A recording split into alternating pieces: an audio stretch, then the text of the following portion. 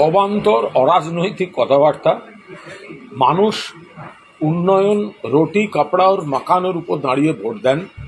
BJP সেটা দিতে পারে না। তারা বাংলার শত্রু, বাংলাকে ঘৃণা করে, বাঙালি সংস্কৃতিকে অপমান করে, বাংলার প্রাপ্য দেয় না, বাংলার অধিকার দেয় না, বাংলাকে এজেন্সি দিয়ে দমন পীড়ন করে দখল করতে চায়। মানুষ প্রত্যাখ্যান করেন।